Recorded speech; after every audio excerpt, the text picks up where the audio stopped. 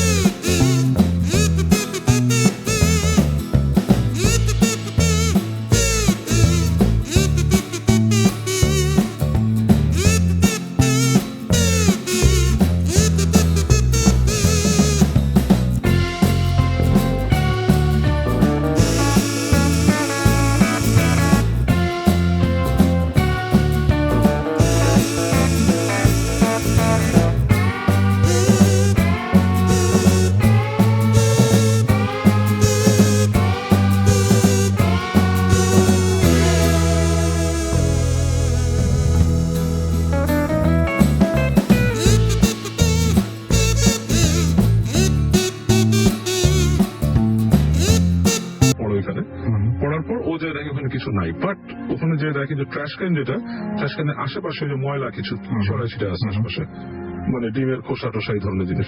তো ও খুব ভয় পায় এটাতে, প্রচন্ড ভয় পায়। ভয় পেয়ে ও সরাসরি যায় ওর বাবার রুমে, যে ওর বাবাকে নক করে। নক করার বাপকে বলে যে আমি একটু মাত্র আগে দেখলাম যে এরকম এখানে কে এসে আনতাম। তো ওর বাপ আসে, এসে বলে তুমি ঘুমা যাও, তোমার দেখার দরকার নেই। ওর বাবা ওই বলে আমি টেক কেয়ার করতেছি। তো মানে জিনিসটা খোলাসা করেন ওর কাছ থেকে, এটাতেই ওর খুবই রাগ জিনিসটা। হ্যাঁ, তো তারপর দিন যেটা হয়, ওর ছোট ভাই সে ওই ছাদে গেছিল সন্ধ্যার সময়, হঠাৎ করে চিৎকার করে উঠছে ছাদের থেকে। কি হয়েছে, ও যায়, যে বলে যে কি ব্যাপার, দেখে ভাই মানে দাঁড়ায় আছে, চিৎকার করতেছে। কি ব্যাপার, ছেলেটা ছোট, ধরেন 4-5 পড়ে ক্লাসের। বলে আমি দেখলাম যে ওই যে আমাদের যে ছাদের উপরে যে সিঁড়ি ঘরের ছাদটা, সেখানে বেশ মানে সেইভাবে আর কতজন সেট করছে এরকম এরকম অ্যাভারেজ মানুষের মতোই লম্বা, কিন্তু মনে হচ্ছে শরীরের ওপর অংশটা ছোট, পা গুলা চিকন চিকন। ওখানে দাঁড়ায় খিলখিল করে হাসতেছে, দাঁত বের করে, হঠাৎ করে ওর দিকে তাকায়।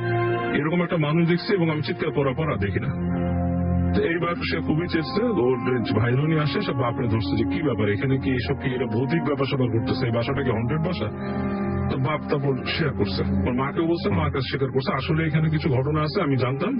তো এই কারণে বাসাটা আমি আরো একটু চিপ প্রাইসে পাইছি, হ্যাঁ, যে মানে এইসব ব্যাপারের কারণে। সো বাট এটা কোনো ব্যাপার না, আমি হুজুর আনবো, এটা বন্ধ দিয়ে দিব, এভরিথিং উইল গো ওয়ে। তো তারপরে ওরা এরকম আপনার ওই যে হুজুর টুজুর নিয়ে আসে, এসে ওখানে আপনার একটা বন্ধ টন্ধ দেয়। তো ওখানে বলা হয়েছিল যে ওদের বাসায় নাকি ওই যে তাবিজ কিছু লাগায় দেওয়া, ও সেই তাবিজ গুলো যেন এখান থেকে না সরায়। মানে থিং ইজ বাট আপনার তারপর কিন্তু আপনার 2-4 বছর পর পর্যন্ত মোটামুটি কিছু হয়নি ওই বাসায়।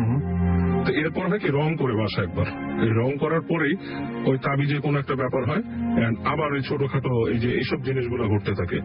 এর মধ্যে সবচেয়ে ডেঞ্জারাস জিনিস যেটা হয় যে ওদের বাসা যে একটা ছিল, কাজের মেয়ে ছিল, সে কাজের মেয়েটাকে আপনার ওই ইসের মধ্যে থেকে এরকম ঘুরায় নিয়ে ইসের মধ্যে ফেলে দেয় আর কি, বারান্দার থেকে এরকম ঘুরে নিয়ে পুরো একদম পুরো লনের মধ্যে ফেলে দেয়, এরকম তার পায়ে ব্যথা টাথা পায়ে ভেঙে যায় এরকম। এবং ওই রাত্রেবেলা ওদের বাসা সবসময় দেখতো তখন, মানে ওই বেশ উইয়ার্ড, তখন আরো ভয়ঙ্কর রকমের হতো, যে শব্দ করতো বিশাল, আপনার যে ডাইনিং স্পেসের মধ্যে শব্দ করতো, ফ্রিজ আছে, ফ্রিজের ওই যে আপনার ডিপ ফ্রিজের খুলে ফেলতো, ডালা খুলে ফেলতো। এবং অনেকেই নাকি দেখছে যে ওই ডিপ ফ্রিজের মধ্যে ডালার মধ্যে ওই যে মুখ ঢোকায়, ওই একটা কিছু একটা এরকম মুখ ঢোকায় রাখতো ডিপ ফ্রিজের ডোরের ভিতরে। আচ্ছা, এবং এটা কিন্তু বেশ ভয়ঙ্কর। আপনি যদি মাঝরাতে কেউ হঠাৎ দেখে যে ডিপ ফ্রিজের ঢাকনা খোলা, ওইটার মধ্যে মুখ ঢোকায় রাখছে ট্রাশ কেনে, খুব ডেঞ্জারাস জিনিস। এনিওয়ে, তো পরবর্তীতে এগুলো দেখার পর আবার হুজুর আনে, মানে এনে আবার ওই যে বাড়ি বন্ধ করে।